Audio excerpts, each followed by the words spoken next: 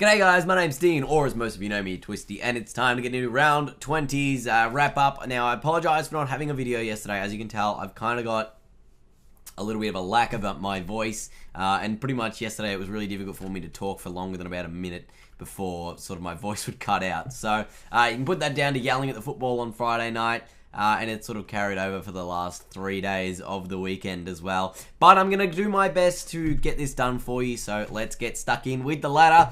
Hawthorn sitting pretty on top for now. Only one game clear of Sydney, Adelaide, the Giants, and Geelong, who all have much superior percentage to the Hawks. So they can't afford to drop another game, or they could definitely miss out on that top 4 entirely. The Swans jumped into second after a big win over the Lions. The Giants dropped a couple of positions after only just scraping home against the Gold Coast. The Crows with a massive win jumping them into third, and the Cats getting a big win, but once again, another team that's dropped down even though they won by 10 goals. Moving on, Friday night, the reason I've got no voice, Richmond defeated Collingwood by 15 points. Jack Riewoldt kicked 4 goals. Tyrone Vickery kicked a couple as well.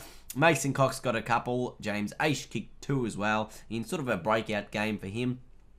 Cloak kicked 1 as well, and Dustin Martin in his 150th had the 34 touches, kicked a goal as well, and Basher Hooley. The importance of Basher Hooley in that Richmond side is exponentially crazy, because he gets so much of the ball, and he's one of those halfback defenders that just pushes up the ground a lot, and I think that's what Richmond's sort of been missing. And the very first play of the game, Richmond do this very sort of chip the ball around. Very first play, Collingwood went inside 50. From the half-back line to Richmond's forward 50, it was handball, kick, mark, play on instantly. There was no sort of stagnant movement there, and I thought, gee, we're in for a good night. This is different. This is something new. So if Richmond play that sort of more attacking brand of football, you got guys like Hooley coming out their half-back line. You got Markov as well.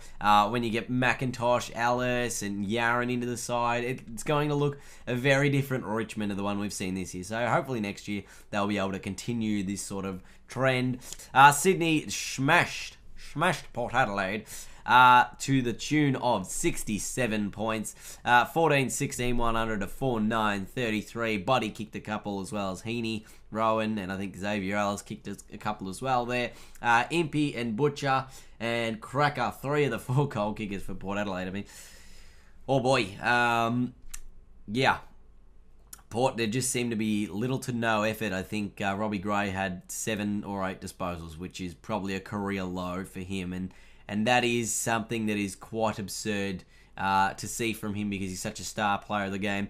On the other end of the spectrum, you had Parker, Hanbury, and Mitchell with 100 disposals between the 3 of them. So very, very good work, the Swans. They are very much in that premiership hunt, and they will be pushing for that. They've got second spot at the moment. It's just whether they can hold it for the next couple of weeks. Now we move on to the big upset. Melbourne defeated Hawthorn. Everyone got pretty excited about this prospect. When Melbourne kicked away in that final few moments, ended up getting over by 29 points in the end. And Jack Watts, once again, the standout forward in that line. Cam Pedersen did a really good job as well, coming in for Jesse Hogan. Viney had the 39 touches. Gawn was once again Gawn, and just fantastic as well. And the Hawks, they had a little bit of mismatch with their goal kicking. Gunston 2-4. Rioli missed a shot as well. So they're a bit of a slow, I think it's come out this week, they're a bit of a slow team, and that, if you can get them with genuine pace and just quick movement of the ball, that's how you can beat Hawthorn. And I think the 2 sides probably that can do that better than anyone else will be the Giants and the Crows. I think Geelong's maybe up there as well, because they go through the corridor a lot with a little bit of quick ball movement. But the way the Giants run in ways, I think will really trouble Hawthorn in the finals if they do play against them. And same thing with the Adelaide Crows. Their run and overlap is just ridiculous. So they can challenge the Hawks in September. Whether they can do it on the MCG, it will be yet to be determined. So interesting game there. But really, really good win from Melbourne. I think that they're coming into next year primed, ready to have a big crack at the finals. I know this year, it was a good year for them, but it wasn't a great year. If it was a great year, they would have made the finals. But it's a good year. It's a much improved year from the last couple. So they'd be really excited about the prospects of 2017. The D's. The Gold Coast Suns, another team that is going to be really good next year. Sort of challenging at the end of this year. A couple of good sides. They only lost to 8 points to the Greater Western Sydney Giants. 13-6-84 to 14-8-92. Jeremy Cameron v Tom Lynch, sort of in the forward lines in the battle of the big keys. And I think that was sort of how this game went out. It was who can get it into their big tall forwards as often as possible. And in the end, the Giants just got it in one too many times to kick away by, the extra goal also. So that was a really good effort from the Greater Western Sydney Giants there, getting the win. Let's take a look at the Coleman medal race. Josh Kennedy out in front, should have it wrapped up now. Kicked 7 goals this week to jump ahead of Franklin and Lynch by 6 goals, and then miles ahead of everyone else. So if Kennedy doesn't win it over the next couple of weeks, you'd feel like someone's going to kick a few bags in Franklin or Lynch.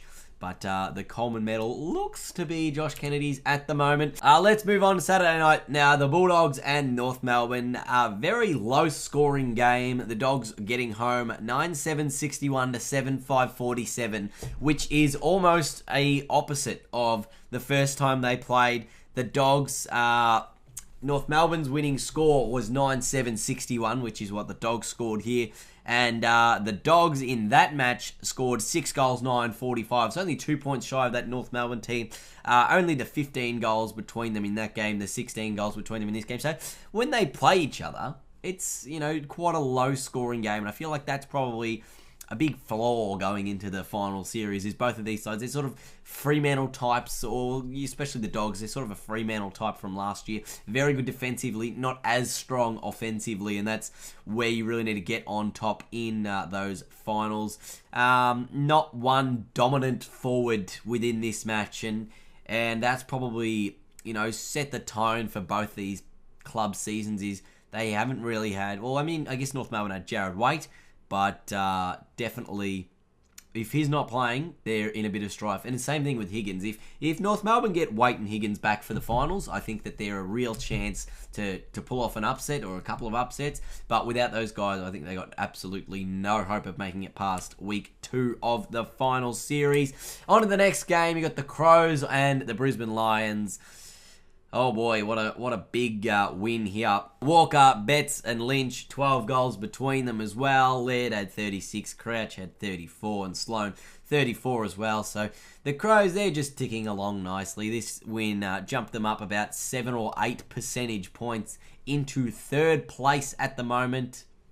And that's definitely going to be one of those key things keeping them alive in that top 4 positions. I think they should have top 4 wrapped up at the moment. They've just got to make sure that they can just tick along. That's the thing. It's the percentage thing I said before. But Brisbane, where are you going, Brisbane? I doubt Lepich will be there next year, regardless of what happens over the next couple of weeks. But they just look lost.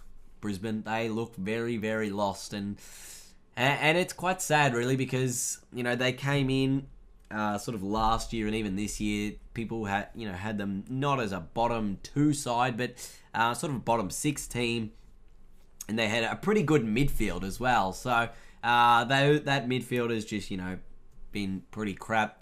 No Dane Beams for 2 years really hurts, especially when you're paying him a ton of money. So that's their own mistake, and they'll learn from that in the future. But hopefully Brisbane can get somewhat back on track, because we can't have another team that is just going to flounder at the bottom forever.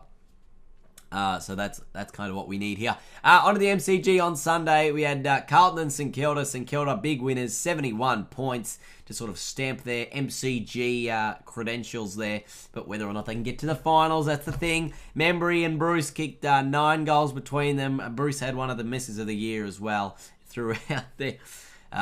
Shock and miss from just tried with a banana and hit the wrong side of the boot. So really poor effort there. But they got home in the end. Big win, St Kilda. You never know, they might upset the Swans this week. It's at Etihad Stadium. They could get it done. Geelong against the Bombers, another 100 to 30 something score, and they got this one done with just the 15 goals there. Bombers are so inaccurate this season. My God, 4 goals 10. I mean, seriously, like, what are you doing with yourselves? Yeah. They just got to create better opportunities. I think that'll come when you get the class back of Heppel and these types of players. They'll be much better for the run once you get those guys back in. And but yeah, the Bombers, they'll be better next year. Geelong again, Dangerfield pretty good. He's not a bad player. But yeah, they got the chocolates in the end there, the Cats, and a big win that they needed. And finally went to the Western Derby. Fremantle pretty good for the first half. West Coast sort of kicked away in that second half. Kennedy ended up with 7 goals to sort of solidify that. Coleman almost. I know there's 3 games to go, so anything can happen, but I still feel like he's got it wrapped up at this stage, and the Eagles did what they needed to do. We look at the top 8 v top 8 at the moment, and it's pretty much like Geelong at the moment. They win the big games. Look at that, 8-2. Hawthorn 5-3. Sydney 5-4. The only one change to the ladder here was the Dogs went from 3-5 to 4-5, and North went to 2-6. So West Coast got 3 top 8 teams the last couple of rounds. North Melbourne got 3 top 8 teams the last couple of rounds. And we're going to really see their credentials then. If they're, if West Coast 1-8 against top 8 sides going into the final series, I doubt to see where they're winning a final. Same thing with North Melbourne. If they're 2-9 against top 8 teams going into the final series, they might not even be in the final series if they're 2-9. So it is one hell of a scenario, and they just keep getting the job done, don't they? But that is it for this week's wrap up. Thank you for watching. Hopefully my voice wasn't too shocking for you guys, and you could actually hear what I was trying to say. So thanks so much for watching. Leave a big thumbs up, and until next time, I'll see you guys later.